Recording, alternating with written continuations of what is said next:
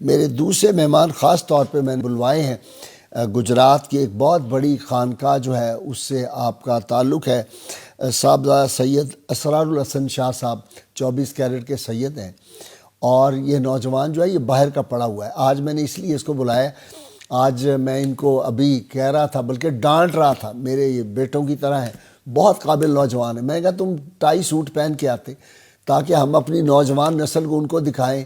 وہ تو دیکھ کے ڈر جاتے ہیں، یہ جو جعلی جبے کبے اور یہ جو پہنے ہوتے ہیں انہوں نے اوپر لباس، وہ دیکھتے ہیں اور وہ سمجھتے ہیں جاہل لوگ ہیں، انہوں نے باتیں ایسی کرنی ہے، کہانیاں انہوں نے کچی پکی سنانی ہے، وہ دیکھتے ہی نہیں. تو میں دکھانا چاہتا ہوں اپنی نوجوان نسل کو اس طرح کے بھی ہمارے نوجوان ہیں جو باہر پڑھ کے آئے ہیں، یورپ کے تعلیم یافتہ ہیں، آپ سے کہیں زیادہ بہتر انگریزی بولتے لکھتے پڑھتے ہیں، لیکن وہ تصوف میں ان کو آشنائی حاصل ہے اللہ کے فضل و کرم سے. جی صاحبزادہ اسرار الحسن صاحب، بڑی مدت کے بعد ہم نے آپ کا شکار کیا ہے. اللہ آپ کو سلامت رکھے، اور آپ باعث فخر ہیں یہ سارے خانقاہی نظام کے لیے. پیروں کی اولادوں کو پڑھنا چاہیے آپ کی طرح. یہ جب پڑھے نہیں ہوتے کوگو کوڑوں والی باتیں کرتے ہیں، کچی باتیں کرتے ہیں، لوگ مذاق اڑاتے ہیں. جی ارشاد. بسم اللہ الرحمن الرحیم. اللہم صلی علی محمد وعلی آل محمد وصحبہ وسلم. بہت شکریہ قاضی صاحب آپ نے آج موقع دیا. میں اپنی گفتگو کا آغاز جس طرح آپ نے اپنی سسنکلی ان یور انٹروڈکشن آپ نے نبی پاک صلی اللہ علیہ وآلہ وسلم کے فرمان عالی شان سے کیا، میں بھی I want take that forward. حضور پاک صلی اللہ علیہ وآلہ وسلم نے فرمایا اسپیکنگ آف پروفٹس، انبیاء کا ذکر کرنا عبادت ہے، اور اولیاء کا ذکر کرنا ایکسپیشن آف سنز ہے، گناہوں کا کفارہ ہے. تو اس کے اندر اگر میں ایک نقطہ آپ کے سامنے آپ کی اجازت سے رکھنا چاہوں گا کہ ایکسپیشن آف سنز، ان کی کرامات کا ذکر یا ان کا ذکر کر کے کس طرح ہوتا ہے، وہ تب تک نہیں ہوتا جب تک آپ ان کی تعلیمات پہ عمل نہیں کرتے. You have to follow in their footsteps. اور ان کی جو تعلیمات ہیں وہ You will see it when you will believe it. Absolutely جی. اور یہ الحمدللہ رسول اللہ صلی اللہ علیہ وآلہ وسلم کی سنت کے مطابق ہیں.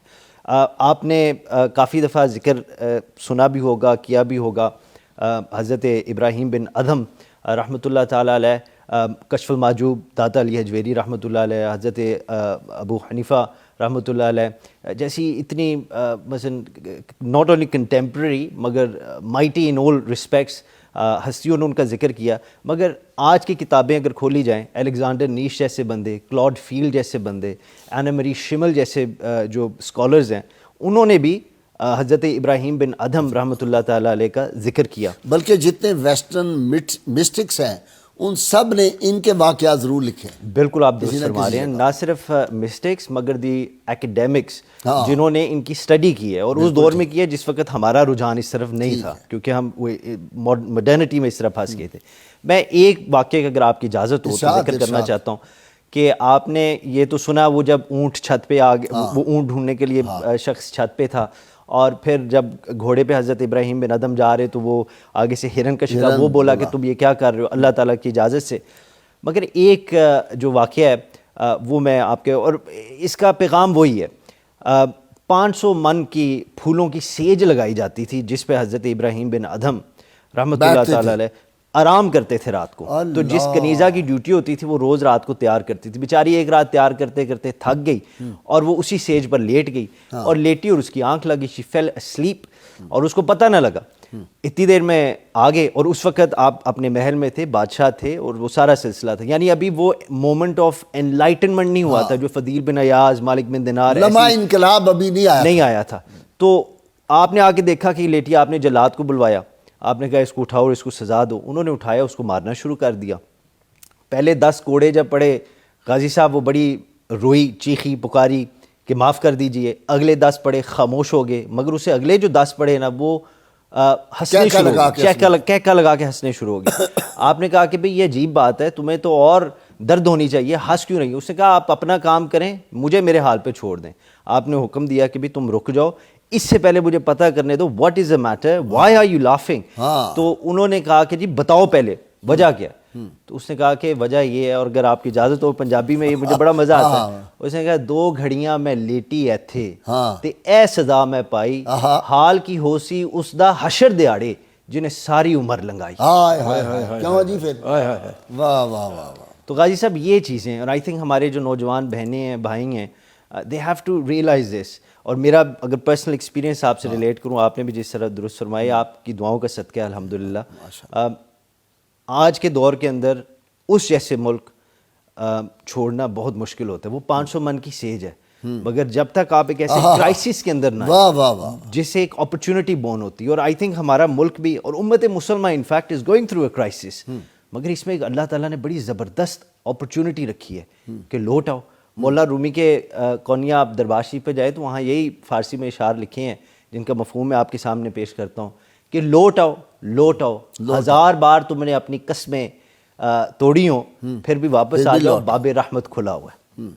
تو یہ آئی تھنک ہمارے یوتھ کے لیے, میرے جیسے لوگوں کے لیے, گناہ گار لوگوں کے لیے اٹس ویری امپورٹنٹ کہ اللہ تعالیٰ کی رحمت بہت وسیع ہے. کائنات کے سب گناہ ایک طرف, میری رب کی رحمت کا قطرہ ایک طرف.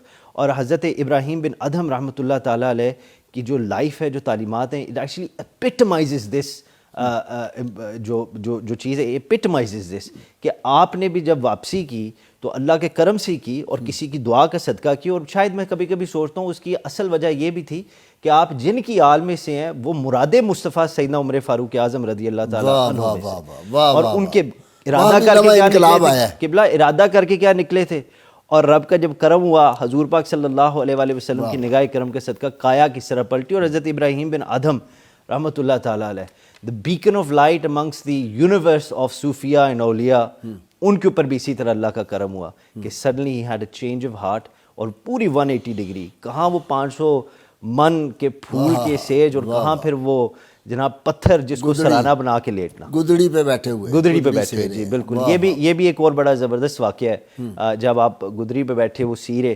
اور اس کے اندر ایک یہ بھی چیز آتی ہے کہ رزق تو اللہ تعالیٰ نے لکھا ہوا ہے, تو پھر کام کرنے کی کیا ضرورت ہے.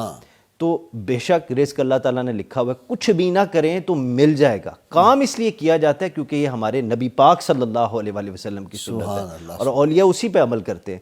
تو بیٹھ کے وہ سیرے, بندہ آ گیا جس طرح آج کل کے بھی سمجھدار لوگ ہوتے ہیں, بیٹا دیندار ہو جائے تو کہتے ہیں جی اس کو جا کے سمجھائیں, یہ ایک زیادہ دیندار, اس کو تو ہم نے ڈاکٹر اور انجینئر بنانا تھا, یہ کدھر لگ گیا, تو اس کو کہ زیادہ دین. مگر اس بات کے اندر بہت بڑا سبق ہے, اور میں بڑی جلدی سے آپ کے سامنے رکھ دیتا ہوں. اس کے اندر یہ سبق ہے کہ وہ سمجھدار امیر ترین کبیر بندہ اس علاقے کا آیا کہ بلخ کا بادشاہ آیا ہوا ہے, تخت تاج چھوڑ کے آیا ہے, اس نے یہ لائن پکڑ لی تو ہمارے اوپر بھی پریشر آ جائے گا کہ تسی یہ چیزاں چھوڑو اور یہ کام کرو. تو اس نے کہا اس کو جا کے سمجھاتا ہوں, یہ واپس جائے, اللہ کو تو ادھر بھی اپنے محل میں یاد کر سکتا ہے. بہرحال قصہ مختصر, لانگ سٹوری شارٹ, اس نے جا کے کہا کہ تو آپ نے کہا کہ تم نے میری وہ بادشاہ دیکھی ہے, یہ والی دیکھو. ہاتھ میں غازی صاحب سوئی تھی, سوئی کو ادھر دریا میں پھینکا اور کہا کہ میری سوئی واپس لا کر دو. 100,000 نہ جانے کتنی مچھلیاں باہر نکلیں, منہ کے اندر سونے کی سوئیاں. کہا کہ نہیں یہ سوئی نہیں چاہیے مجھے, میری چاہیے. تو ایک چھوٹی سی مچھلی آئی, اس سے منہ کھولا اور اس کے منہ کے اندر آپ کی سوئی. آپ نے سوئی نکال کے کہا, آپ نے کہا پہلے میری لوگوں پہ حکمرانی تھی, وہ سنتے نہ سنتے, مگر اب میرے رب نے مجھے وہ حکمرانی دے دی ہے, وہ بادشاہ دے دی ہے جو ہر چیز کے اوپر. اور اس کے اندر fundamental moral of the story یہ ہے, اور میں سمجھتا ہوں میرے جیسے اور میرے جو بھائی ہیں اور بہنیں ان کے لیے یہ ہے کہ دنیا کے پیچھے نہ دوڑیں, کیونکہ رب نے کہا یہ دکھوں کا گہوارہ, اٹس اے ڈیلوژن. اپنے اللہ کو وداؤٹ اینی کمپرومائز, اپنے اللہ سبحانہ و تعالیٰ کو پہلے رکھیں, دین کو پہلے رکھیں, everything else will follow. اور حضرت ابراہیم بن ادھم رحمۃ اللہ تعالیٰ علیہ, آئی تھنک 2 صدی میں آئے تھے ہجرت کے بعد. It's a great personality to study, and I think ہم سب کو پڑھنا چاہیے. وہ لوگ الیگزینڈر نیش اور اس طرح کے لوگ بہتر ہی ہیں, مگر وہ لوگ پڑھ کے ان کی ویلیوز کو سیکھ کے کہاں نکل گئے ہیں, اور ہم ان کا دامن چھوڑ کے کہاں بیٹھے تھے.